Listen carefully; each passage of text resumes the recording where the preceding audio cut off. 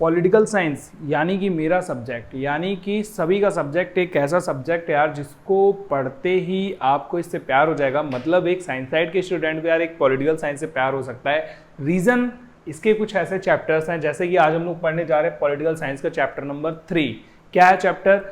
चुनाव और प्रतिनिधित्व। अब आप कहेंगे इस चैप्टर में क्या हो सकता है? चुनाव तो हम सब लोग जानते हैं, हमारे शहर में चुनाव होते रहते हैं दोस्तों, हमारे शहर के मोहल्ले में, गलियों में, या फिर अगर आप बात करें थोड़ा सा गांव स्तर पे तो गांव पंचायत के चुनाव होते रहते हैं, फिर जिला स्तरीय चुनाव होते हैं दोस्तों। उसके अलावा भी आप देख सकते हैं राज्य में चुनाव होते हैं और देश में भी चुनाव होते हैं। फिर आप अगर देश से बाहर भी जाओगे तो आपको इंटरनेशनली भी कई जगह पर इलेक्शन देखने को मिल जाएंगे। तो आप कहोगे फिर आखिर इस चैप्टर में ऐसा है क्या जो इस चैप्टर को हम पढ़ें, या फिर क्यों ये पढ़ाया जा रहा है? इसके अलावा दोस्तों मैं बताऊंगा आपकी बातें भी, और हम पढ़ेंगे प्रतिनिधित्व को भी। क्या होता है प्रतिनिधित्व? अगर आप हिंदी मीडियम से फैमिलियर नहीं हैं, मतलब आप हिंदी मीडियम में बहुत अच्छी आपके आसपास का वातावरण नहीं है, तो आई गारंटीड बहुत ज़्यादा लोग जो है प्रतिनिधित्व पे आगे अटक जाते हैं। क्या प्रतिनिधित्व कहते हैं, मतलब किसे प्रतिनिधित्व कहा जा सकता है? तो ये सारी चीज़ें आज के चैप्टर में हम पढ़ने वाले हैं दोस्तों। चुनाव के बारे में और पढ़ेंगे हम प्रतिनिधित्व के बारे में। बहुत ज़्यादा इंपॉर्टेंट तो नहीं कह सकते, लेकिन बहुत ज़्यादा इंटरेस्टिंग चैप्टर है। इंपॉर्टेंट क्यों नहीं है? क्योंकि आधे से ज़्यादा जो बातें हैं इसकी वो सारी आपको ऐसे ही पता हैं, लेकिन पढ़ना तो है दोस्तों, क्योंकि नंबर तो इससे भी आते ही हैं। तो आइए दोस्तों स्टार्ट करते हैं। मेरा नाम है शिवम भार्गव, आप देख रहे हैं YouTube channel full on guide. दोस्तों आज के इस चैप्टर में हम लोग पढ़ेंगे चुनाव और प्रतिनिधित्व। हमारे क्लास 11 का चैप्टर नंबर 3 है, काफ़ी ज़्यादा इंटरेस्टिंग चैप्टर है। उससे पहले दोस्तों चैप्टर स्टार्ट करो, आपको बता दूं कि इस चैप्टर के जितने भी पार्ट्स हैं ना वो आपको डिस्क्रिप्शन में देखने को मिल जाएंगे इस वाले पेज पे, तो आप यहाँ से जाके दूसरे पार्ट्स भी देख सकते हो। तो दोस्तों यहाँ पर पहली जो आपकी हेडिंग है वो है चुनाव और लोकतंत्र। तो सबसे पहले बात करते हैं चुनाव की। देखो हम सब लोग जानते हैं चुनाव का मतलब चुनाव होता है, इलेक्शन होता है, यानी कि आपके सामने कई सारे ऑप्शन है और आपको उसमें से किसी एक को चुनना है। दिस इज इलेक्शन, इसी को हम चुनाव कहते हैं। लेकिन बात करें तो लोकतंत्र की, तो जनता पर जनता का शासन जो होता है वो लोकतंत्र होता है, ये सब हम लोग जानते हैं। लेकिन जो आपकी हेडिंग है वो ये है कि चुनाव और लोकतंत्र आपस में एक दूसरे से कैसे संबंधित हैं। अब इस टॉपिक को समझने से पहले हमें सबसे पहले समझना पड़ेगा इन दो प्रश्नों के उत्तरों को। पहला प्रश्न है, क्या चुनाव बिना लोकतंत्र कायम रहा जा सकता है, यानी कि लोकतंत्र जो है वो लंबे समय तक चल सकता है? इसको समझो। सबसे पहले कोई एक देश है जो लोकतंत्र स्थापित करना चाहता है अपने देश में, लेकिन वो चुनाव नहीं कराना चाहता। क्या ये पॉसिबल है? सिंपल सी बात है, हम लोग क्या बोलते हैं यार, जनता पर जनता का शासन। जनता पर जनता का शासन ही है लोकतंत्र। और जब जनता में भाई बहुत सारे लोग होते हैं, थोड़े मोड़े तो होते नहीं हैं, तो बहुत सारे लोगों में बहुत से लोग शासन करना चाहेंगे, और जब बहुत से लोग शासन करना चाहेंगे तो सीधी सी बात है भाई, हम सब कंफ्यूज हो जाएंगे, हम सब अपने अपने दायित्व को समझ नहीं पाएंगे कि किस व्यक्ति को कौन सा कार्य करना चाहिए। इसके लिए कराया जाता है यहाँ पर चुनाव। चुनाव माने बहुत सारे लोग जो हैं हमारे सामने आते हैं और फिर उनमें से हमको अपने किसी एक व्यक्ति को चुनना होता है, वही हमारा जो है शासनकर्ता बनता है। तो दोस्तों यहाँ पर अगर हम लोग बात करें चुनाव की, तो देखो क्या होता है, सिंपल सी बात है, अगर किसी देश की सरकार चलानी है तो यहाँ पर दो तरीके होते हैं सरकार चलाने के। पहला होता है प्रत्यक्ष और दूसरा होता है दोस्तों अप्रत्यक्ष। प्रत्यक्ष और अप्रत्यक्ष को समझना भी आपके लिए बहुत ज़्यादा जरूरी है। देखो क्या होता है, सबसे पहले प्रत्यक्ष चुनाव की बात करते हैं। जैसे अगर आप किसी कम जनसंख्या वाली जगह पर जाते हो, या फिर मान लेते हैं अपने क्लास में जाते हो, ठीक है, अपने क्लास में बैठे हुए हो और आपके क्लास में से मॉनिटर बनाना चाहते हैं लोग, तो आप मॉनिटर किसको चुनोगे? सबसे बड़ी बात यह है कि आप 3-4 लोगों में से किसी एक को मॉनिटर चुनना चाहोगे। कौन कौन से 3-4 लोग होंगे? वो 3-4 लोग होंगे जो पढ़ने में सबसे ज़्यादा तेज होंगे, या फिर जिनके अंदर स्मार्टनेस काफ़ी ज़्यादा होगी। स्मार्टनेस का मतलब वो हर एक प्रॉब्लम को आसानी से सॉल्व कर लेते होंगे, ऐसे लोग स्मार्ट कहे जाते हैं। ना कि मतलब एकदम बढ़िया सा फेशियल वगैरह है, तो वो स्मार्टनेस नहीं बता रहा हूँ। तो जो लोग स्मार्ट काफ़ी ज़्यादा हैं या फिर पढ़ने में बहुत ज़्यादा तेज हैं, इसके अलावा बहुत ज़्यादा जो है पावर बना के रखते हैं लोगों पे, जिनकी पकड़ है मजबूत, ऐसे लोगों में से किसी 3-4 में से किसी एक को आप सॉर्ट आउट करके उसको आप अपने क्लास का मॉनिटर बनाओगे। लेकिन दोस्तों यहाँ पर मॉनिटर बनाने के लिए आप क्या करोगे, जो भी फैसले लेने होंगे, ठीक है, वो आपस में मिलके ले लोगे कि नहीं यार इसको बना देते हैं, उसको बना देते हैं, इसको बना देते हैं, और सारे के सारे लोग वहीं पर प्रेजेंट होंगे और ऑन द स्पॉट जो है आपका फैसला हो जाएगा। दूसरा अगर एग्जांपल लेते हैं थोड़ा सा, और अगर आप लोग ट्रिप पे जा रहे हैं तो ट्रिप पे जाने के लिए पूरे क्लास के जितने भी लोग हैं, मान लेते हैं 20 लोग हैं, 50 लोग हैं, 100 लोग हैं, सब लोग एक पास इकट्ठा होंगे और फिर एक बात करेंगे कि यार यहाँ जाना चाहिए, वहाँ जाना चाहिए, यहाँ नहीं जाना चाहिए, वहाँ नहीं आना चाहिए, ये खतरा, वो खतरा, इतना खर्चा, उतना खर्चा। फाइनली 20-25 जो लोग हैं या 100-50 लोग जो हैं, मान लेते 1000 भी लोग हैं, तो वो लोग एक फील्ड में खड़े होके, एक मैदान में खड़े होके, एक क्लास में बैठ के, एक हाल में बैठ के किसी चीज़ पे फैसला ले सकते हैं। ऐसी चीज़ों को दोस्तों हम प्रत्यक्ष चुनाव कहते हैं या फिर प्रत्यक्ष जो है शासन कहते हैं। क्यों? क्योंकि यहाँ पर हम खुद प्रेजेंट होते हैं। लेकिन दोस्तों जब बात करते हैं हम लाखों लोगों की, करोड़ों लोगों की, तो पॉसिबल ही नहीं है कि लाखों के लाखों लोग जाएं और शासन में जो साझेदारी है वो निभाएं। कहने का मतलब मैं ये कहना चाहता हूँ यार कि जैसे मान लो अपने देश की सरकार है, वो चाहती है कि देश में ये वाले जो रूल्स हैं वो हम लागू करना चाहते हैं, क्या इनको लागू किया जाना चाहिए, ठीक है या फिर नहीं है। तो जाहिर सी बात है जनता की या तो सहमति होगी या फिर असहमति होगी। ध्यान से सुनना, या तो जनता उससे हाँ करेगी या तो जनता ना करेगी। लेकिन क्या करोड़ों लोग वहां पर जाकर के हाँ या ना कर सकते हैं? आप खुद से बताओ कितने लोग हाँ करेंगे, कितने लोग ना करेंगे, और हाँ करेंगे भी तो कैसे माना जाएगा कि यार हाँ कर रहे हैं या ना कर रहे हैं? पहली बात तो ये व्यवहार में पॉसिबल नहीं है कि करोड़ों लोगों को एक पास ले आओ और वो सारे हाँ हाँ हाँ कर रहे हैं, ना ना ना कर रहे हैं। तो इसके लिए क्या होता है, ऐसे में हम लोग क्या करते हैं, अप्रत्यक्ष रूप से जो है शासन प्रणाली को अपनाते हैं। क्या होता है अप्रत्यक्ष रूप से? हम खुद नहीं जाते, हम बहुत सारे लोग मिल करके अपने एक व्यक्ति को चुन लेते हैं और उसी व्यक्ति को शासन करने के लिए भेज देते हैं। जो भी देश के फैसले होते हैं दोस्तों, वो हमारे द्वारा जो चुना गया व्यक्ति होता है, जिसको हम प्रतिनिधि कहते हैं। मतलब वो हम सबकी तरफ से जाता है और हम सबकी तरफ से जाके फैसले लेने में मदद करता है। ऐसे व्यक्ति को हम प्रतिनिधि कहते हैं। उसका चुनाव किया जाता है, उसको चुना जाता है। तो आप सिंपल से ऐसे समझे कि मान लेते हैं, मैं यहाँ पे समझाना चाहता हूँ, मान लीजिए कोई देश है और इस देश में टोटल 1000 लोग हैं। 1000 के हजारों लोग एक छोटे से कमरे में फैसले लेने के लिए नहीं जा सकते कि आज खाने में क्या बनेगा। तो मान लेते हैं कि आज खाना बनाने के लिए जो है हर फैमिली से एक एक पर्सन जो है वो चला जाता है और वो जा करके फैसले लेता है, इकट्ठा होता है। तो अगर वो आदमी जो उस फैमिली से आया है, मान लीजिए आपके पिताजी हैं, वो मेरे पिताजी हैं, हम सबके पिताजी हैं, जो मतलब जितने भी लोग वीडियो देख रहे हैं सबके अपने अपने पिताजी अपने घर की तरफ से जाते हैं और जा करके जो है फैसला लेते हैं कि आज मटर पनीर बनाना है या ये बनाना है या वो बनाना है। फुल फैमिली नहीं जा रही, क्योंकि फुल फैमिली जाएगी तो बहुत भीड़ हो जाएगी। तो वहाँ पर जो कुछ लोग हैं, मतलब हम सबके जो पिताजी लोग इकट्ठा हुए हैं, वो लोग जो मानेंगे, वो लोग जो जिस चीज़ को फैसला करेंगे दोस्तों, हम लोगों को वो मानना पड़ेगा। क्यों? क्योंकि वो हमारे प्रतिनिधि हैं, वो हमारे रिप्रेजेंटेटर हैं, उनकी बात हमारे लिए सबसे इंपॉर्टेंट हो जाएगी। तो हम अपनी तरफ से भेजेंगे उनको और हम ये सोच लेते हैं कि वो हमारे लिए हमेशा अच्छा ही चुनेंगे, है ना। तो जब वो हमारे लिए अच्छा कर रहे हैं तो हमारे पास ऑप्शन भी नहीं बचता कि हम जो है हाँ या ना करें। लेकिन दोस्तों कई बार ना हम चुनाव क्यों कराते हैं? जब हमारे पर्सन जानने वाले हैं, तो आप ये समझो कि अगर हम अपनी फैमिली की बात देखें तो हमारी फैमिली में तो सिर्फ 4, 5, 6, 10 मेंबर तक होते हैं। लेकिन अगर दोस्तों बात करें पूरे शहर की, तो शहर में बहुत सारे ऐसे लोग होंगे जो मटर पनीर का चुनाव करने जाना चाहेंगे। मतलब कौन सा जो चुनाव है वो किया जाए, कौन सा फैसला जो है वो किया जाए। तो इसके लिए बहुत सारे लोग ऐसे होंगे जो सरकार में शामिल होना चाहेंगे एक शहर की तरफ से। मैं जो कहना चाहता हूँ आप शायद समझ रहे होंगे कि एक शहर का अगर हम कोई प्रेजेंटेटर चुनना चाहते हैं तो बहुत सारे लोग आ जाएंगे यार कि हमको भेज दो, हमको भेज दो, हमको भेज दो। तो हम कैसे चुनेंगे अपने शहर में?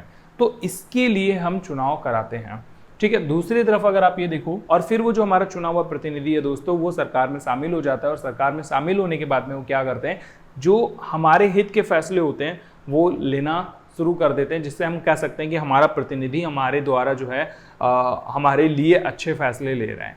अब दोस्तों बात करते हैं यही प्रतिनिधि चुनने की प्रक्रिया को। सबसे पहले आप ऐसा सोचो, अब दोस्तों इसी उदाहरण को थोड़ा सा दूसरे तरीके से समझते हैं कि आपके घर से कौन सी सब्जी बनेगी, ये बात का जो फैसला है वो कौन करेगा। जैसे आप चाहते हो कि मैं बताऊंगा रोज कौन सी सब्जी बनानी है, आपकी मम्मी चाहती है मैं बताऊंगी, और आपके भाई चाहते हैं मुझे बताने का हक मिलना चाहिए कि घर में सब्जी कौन सी बननी है। पर डे की बात कर रहा हूँ मैं।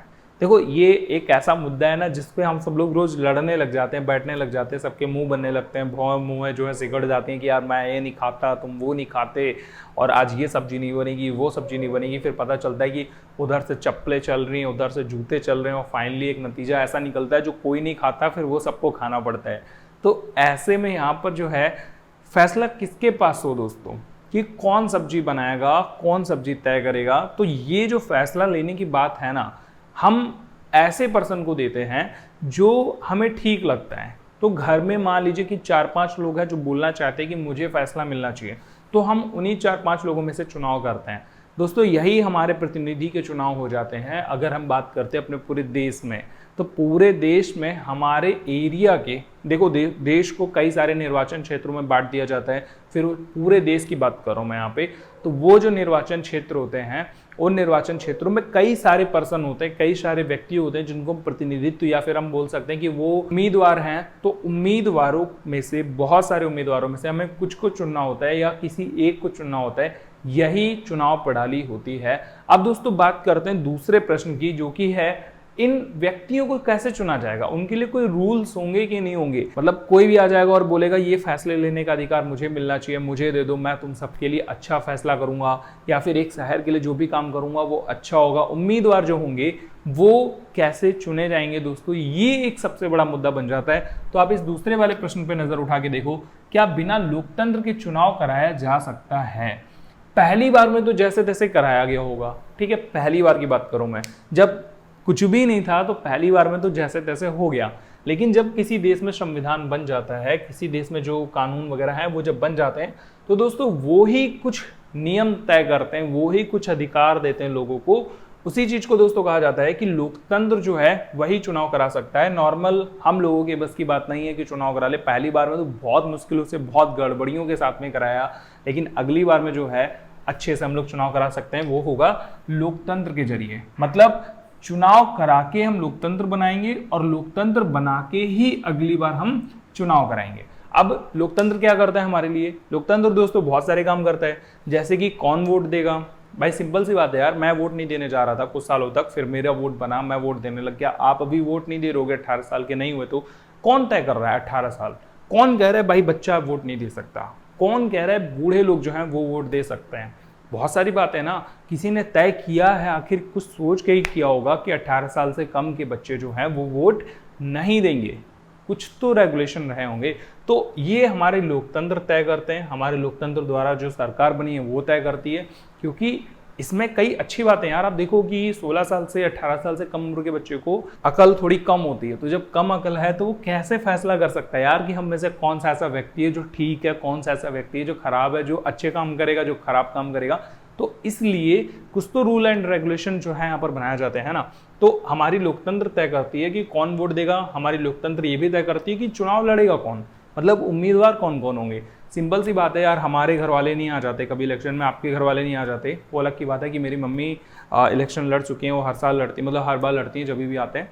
तो चुनाव लड़ना, ठीक है, कौन चुनाव लड़ सकता है, कौन चुनाव नहीं लड़ सकता है? हमारी दादी नहीं लड़ सकती, आपकी दादी नहीं लड़ सकती, कुछ के होंगे, कौन इनकी देखरेख करेगा? दोस्तों ये भी एक बहुत बड़ा प्रश्न है। लोकतंत्र ही तय करता है कि जब चुनाव हो रहे होंगे, जब वोट हो रहे होंगे, तो वोट डलाने के लिए, वोट पर निगरानी रखने के लिए, वोट सही हों, सारी चीज़ें अच्छे से हों, कौन देखरेख करेगा, इसका भी चुनाव करता है हमारा लोकतंत्र। और दोस्तों अगला जो पॉइंट है वो ये है कि प्रतिनिधि कैसे चुने जाते हैं। जो प्रतिनिधि हैं उनको चुनने के लिए कौन सी प्रणाली का यूज किया जाएगा, वो फिर यहाँ पर गणना कैसे होगी, वो प्रतिनिधि कौन होंगे, वो ये सारा काम करता है हमारा लोकतंत्र। जब तक लोकतंत्र नहीं बन जाता है, जब तक लोकतंत्र वाली सरकार नहीं बन जाती, तब तक कि ये सारे कामों को करना बड़ा मुश्किल है। दोस्तों ये सारे काम कराए क्यों जाते हैं, इस पर भी नजर डाल लो। ये सारे काम कराए इसलिए जाते हैं ताकि हमें एक स्वतंत्र और निष्पक्ष चुनाव मिल सके, हम ऐसे व्यक्ति को चुन सकें जो पूरे देश की जनता जो है ढंग से चाहती हो। सारी चीजों का मतलब बस यही है। तो दोस्तों इलेक्शन के बारे में, प्रतिनिधित्व के बारे में आपने तो अच्छे से समझ लिया। आप समझते हैं भारत में प्रतिनिधित्व व्यवस्था किस तरीके की है, भारत में जो चुनाव प्रणाली है ये किस तरीके की है। सबसे पहले आप इस चीज को समझो, इस चीज को गौर करो कि हमारे सामने यहाँ पे ना बहुत सारे प्रश्न हैं। कौन वोट देगा, कौन चुनाव लड़ेगा, कौन देखरेख करेगा, प्रतिनिधि कैसे चुना जाएगा, गणना कैसे होगी, प्रतिनिधि बनेगा कौन, ये जो प्रश्न है ना, अगर आप इन पर गौर ना करो तो थोड़ा सा अगर आप हल्के में ले लो इन प्रश्नों को, तो आपको ऐसा लगेगा बहुत सरल है यार, सिंपल सी बात है। आप एक उम्र तय कर दो, कुछ लोगों के लिए कुछ रेगुलेशन तय कर दो कि भाई जो पढ़ा लिखा है वो बनना चाहिए, या फिर कुछ व्यक्तियों को ऐसे बनना चाहिए, कुछ व्यक्तियों को नहीं बनना चाहिए, ठीक है। और ये सारी चीज़ें हो गई। इसके बाद में देखरेख कौन करेगा, 5-6 सरकारी आदमियों को नियुक्त कर दो, भाई वो बन गए, या फिर अगर नहीं बन रहे तो आप इलेक्शन के टाइम पर किसी टीचर वगैरह को ले लो, या फिर कोई जो बहुत समझदार व्यक्ति हैं उनको ले लो, ठीक है। ऐसे करके आप इन चीज़ों का चुनाव कर सकते हो, इन प्रश्नों का उत्तर दे सकते हो, है ना। लेकिन दोस्तों अगर हम सच में बात करें, जैसे मैंने कहा ना हल्के में ले लो तो, लेकिन अगर आप इन पे गहनता से विचार करोगे, क्योंकि देश के लिए, विकास के लिए सही तरीके से, देश के कितनी सारी जनसंख्या है यार, 140 करोड़ के आसपास की जनसंख्या, मतलब अभी तो फिलहाल 130 करोड़ के आसपास की निकलेगी, गणना के बाद में पता चलेगा कितनी है। तो मैं अमूमन मान लेता हूँ सारे लोगों को जो अपने देश से पलायन कर गया नहीं है, 140 करोड़ जनसंख्या ले लो मोटा मोटी, तो 140 करोड़ जनसंख्या की फैसले करने जा रहे हो, सोचोगे भी नहीं क्या? डेफिनेटली सोचोगे यार। इस पे बहुत गहनता से हम लोग अध्ययन करेंगे, मतलब चीज़ों को फोकस करेंगे, तब जाकर के पता चलेगा कि ये वो प्रश्न हैं जिनके उत्तर दे पाना आसान नहीं है। क्या समझ में आ रहा है? ये वो प्रश्न है जिनके उत्तर दे पाना आसान नहीं है। बहुत सोचना पड़ेगा, बहुत समझना पड़ेगा, 36 लोगों की 1000 बुद्धियां लगेंगी, तब जाके इन प्रश्नों के उत्तर मिलेंगे।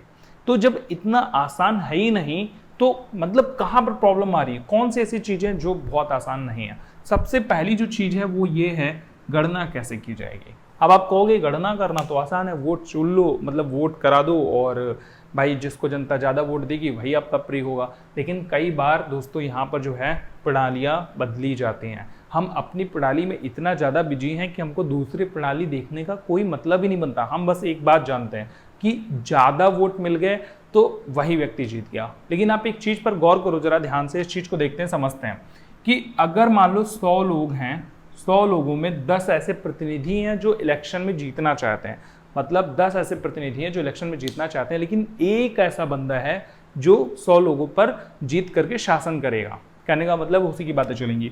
तो इन 100 लोगों में से 10 लोग यहाँ पर वोट के लिए खड़े हो गए, ठीक है। 1 2 3 4 5 6 7 8 9 10। अब दोस्तों यहाँ पर आप इस तरीके से देखो कि 100 लोगों ने जब वोट दिया इनको, तो इस व्यक्ति को मिले केवल 5 वोट, इस व्यक्ति को मिले 2 वोट, इस व्यक्ति को मिले 3 वोट, ठीक है, 10 वोट हो गए।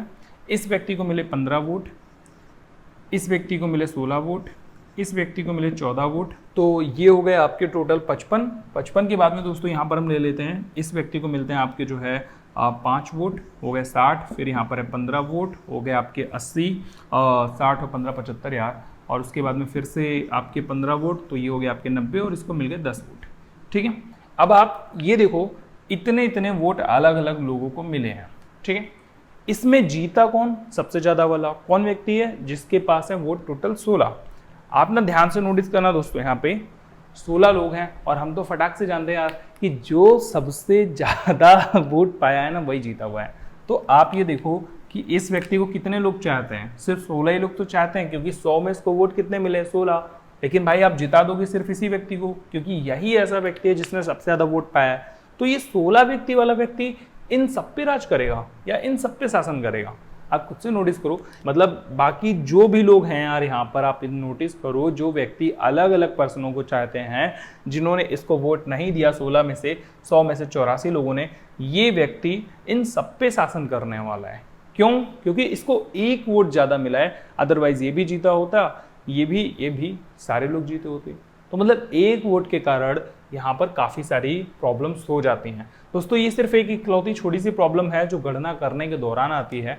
यहाँ पर बहुत सारी प्रणालियाँ हैं जिनका हम प्रयोग लेते हैं, मतलब प्रयोग करते हैं हम, क्या समाज के कई भागों में किया जाता है। तो ऐसे में ना यहाँ पर होता क्या है कि देश में इलेक्शन कराने के लिए कई सारे मेथड्स होते हैं। देश में इलेक्शंस के बाद में उनको काउंटिंग करने के लिए, वोट की काउंटिंग करने के लिए कई सारे मेथड्स यूज में लिए जाते हैं। तो दोस्तों अपने देश में जो इलेक्शन कराने की जो मेथड हैं, उसमें सबसे ज़्यादा जो इम्पॉर्टेंट है या जो हम लोग यूज में लेते हैं वो है हमारा जो सबसे आगे वही जीते प्रणाली। यानी कि आपने जो देखा यहाँ पे वही वाला, कहने का मतलब है कि जो हमें सबसे ज़्यादा वोट वाला व्यक्ति दिखाई देता है हम उसी को जिता देते हैं। ये जितना भी इसका पार्ट है इसके आगे का वो आपको अगली वीडियो में देखने को मिलेगा। अगर आप इस वीडियो के नीचे कमेंट करके मुझे बताते हैं कि आगे का पार्ट लाओ तो मैं डेफिनेटली लेकर के आऊँगा। अदरवाइज मुझे ऐसा लग नहीं रहा है कि आपने ये वीडियो पूरा देखा होगा। अगर आपने वीडियो पूरा देखा तो मुझे ना कमेंट करके बता देना यार कि मैंने वीडियो पूरा देखा है और मैं इसी तरीके से समझाऊँ। अदरवाइज मैं दूसरे तरीके से शॉर्ट तरीके में चीज़ों को लिख करके बस एक्सप्लेन करूँगा बिना एग्जाम्पल के, जैसे आपकी बुक में लिख रखा है, जैसे अदर जो टीचर हैं वैसे पढ़ाते हैं उस तरीके से बताऊँगा। तो आप दोस्तों मुझे कमेंट करके बताओ कि मैं इसी तरीके से बताऊं या फिर शॉर्टकट में बताऊं, और आपने वीडियो पूरा देखा है कि नहीं देखा है वो भी मेरे को कमेंट करके बता देना। जैसे इस वीडियो पे दोस्तों 50 लाइक आ जाएंगे, मैं इसका अगला वाला पार्ट जो है वो पब्लिश कर दूंगा। तो आशा करता हूँ आपको वीडियो पसंद आया होगा। मैं मिलता हूँ आपसे अगली वीडियो में, तब तक के लिए गुड बाय, टेक केयर, अपना ख्याल रखो, हंसते रहो, देखते रहो फुल ऑन गाइड।